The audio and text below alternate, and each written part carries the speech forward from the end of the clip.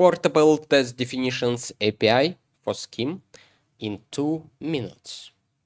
Here we have ID with REPL-like functionality. We have an expression and can evaluate it. The expression blinked, the output to std out visible in a black color on the right, and the return value in blue color here. The same for this expression, but without std out. Okay, I hope it's familiar to you and it's very similar to usual REPL. Now let's get into test definition API. We have only 3 entities: assertions, tests, and suites. The assertions is simple. The form is accept only one argument, either atomic value, variable, or expression. Here you can see the result of evaluating assertion form. We have check mark if everything is okay, we have X mark if something happened, and a bit of error message and context for this. After that, we can combine assertions into tests and do some setup and execute assertions inside the test and so on. And looks almost the same as the previous invocations, but with a bit of additional context and summary information. We can combine tests into hierarchies using test suites. And here, an example of such hierarchy. You can see the structure of the test suites, and you see that slow test marked with metadata has a snail near it, this one. And you can see empty test suite. Here it also has metadata, but it doesn't affect visual stuff. And here you can see a summary of loading. And after that, execution of all loaded tests and the summary of it. Okay, so far so good. We have suite chunks in addition to suite to delay the loading of the tests. And suite chunk returns a procedure which can be executed later. We have a define suite which creates a suite chunk and saves the value into the variable like this. And unless this function is called, nothing happens. And when the function called, the suite hierarchy is loaded and all the tests are executed. That's almost it.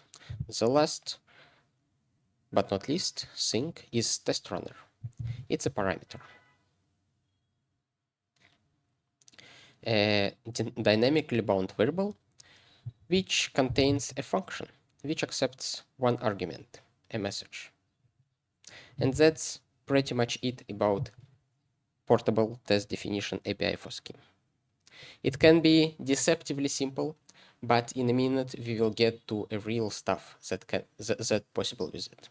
But let's talk a bit about the design decisions and some brief description of the specification. First of all, we have well-defined terminology for all primary testing entities, so it's easy to communicate and reason about, and of course implement the stuff that is somehow defined, which is already pretty cool. But in addition to that, all the entities that we use in our specification are runtime friendly, which means they integrate well in interactive workflows like REPL-driven workflow or the workflow I use in my IDE. It's still easy to execute those tests from CLI, but in addition to that, you have an ability to use the tests in your primary development workflow, which is crucial, and you don't need to switch from one workflow to another, from CLI to your IDE or text editor back and forth, or REPL, or whatever. Okay, what else we have? We have a complete decoupling of execution and definition of the tests, which gives us a full control over loading and execution behavior. So we can do a number of things: parallel execution, ordering, reordering, randomization, filtering, rerunning some particular test, for example, only failed, setting up fixtures before running tests, guarding against continuations, exceptions, etc., etc. We have a full control of reporting. You probably saw the examples here already that our isForm, our test runner, is aware of the code which was executed, so it can construct a meaningful messages. It can evaluate particular arguments and do all other stuff. And last but again not least, we have API first interface, which makes it easy to integrate this testing library into IDEs and other tools. We can implement a test discovery on top of this test definition API. We have some additional functions which can be integrated in our IDE, like automatic re-execution of the tests after each eval, or bringing a debugger on error which happens inside the test, and any combination of all those. And let's see what is actually possible in action here. We will start from loading tests for the whole project. I will press a hotkey, and on the right, you will see that it loaded 66 tests from 44 suites inside my project. And you can see the hierarchy of all those test suites. And you can see there's some empty test suite, there's some probably slow tests marked with snail, and so on. Some nested suites and all that stuff. And you can see that nothing is executed because the behavior, the execution behavior is defined by test runner and its configuration, not by test definition API, which is quite handy. But we can, of course, run all those tests. I press another hotkey, and you see on the right we have output of the test execution and the test reporter. We have some tests which are executed perfectly, some tests which are failed. And at the bottom of my IDE or text editor, you can see the summary of test execution, and we have 2 errors happened in 66 tests. Okay, let's forget about those errors for a while, and we will come back to them and fix them in a minute. Let's try to execute a subset of the tests that we have already loaded. We can make our test runner execute only slow tests. We set our test runner to do so, we configure it so, and we rerun our tests. And now at the bottom you can see we have only one test executed, and on the right side of my screen you see only a simple test case with metadata making it as slow was executed. Now let's execute only tests which matching our stop word. And here you can see we executed only tests which has macro inside the description. Pretty cool so far. But the next one is even cooler. This is rerun failed or all tests, which means that at the beginning it will run all the tests.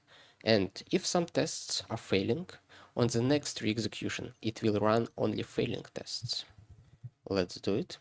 And you can see we executed 66 tests and we got 2 errors. Now let's re-execute the tests again. And only 2 tests re-executed, which is already quite handy. But despite the fact that we have a location of where the tests are located, and we can jump to it and of course observe what is calling what here, we can go further. We can integrate with our IDE debugger or stack trace viewer just by raising an exception when it happens inside test or erasing it. And let's see how it works. We ask our test runner to rewrite the exception, so IDE can handle it by bringing a debugger. We will restart our tests, and now we of course can see the output that we have an error inside the test, but also we have a debugger window, and inside this debugger window we can jump across a stack trace, and we can see that the failure happens in this place, which is highlighted with blue, exactly this one.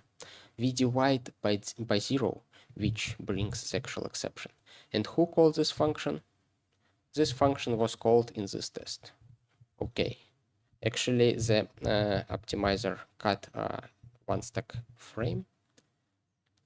Now we can see that SumFN calls diff2error function. Of course, we had to use another function. We had to use a correct implementation of diff2 function. Let's try to use diff2 wrong function instead. And let's restart the test. And now you can see when I restart the tests, this test now passes, but the other test still fails. And it fails for another reason, because diff2 wrong doesn't have a rounding, a correct rounding. That's why we need to use a correct implementation. We eval the buffer again and redefine the function SumFN and restart the tests. And now you see our previously failing tests now passes, which is exceptionally cool. Now let's restart our tests one more time, and you see all 66 tests successfully passing now. And if you're interested how it works internally and how it implemented, and about details of test definitions, API, and test runners implementation, you can see my next video. Thank you for your attention and see you in a bit. Bye.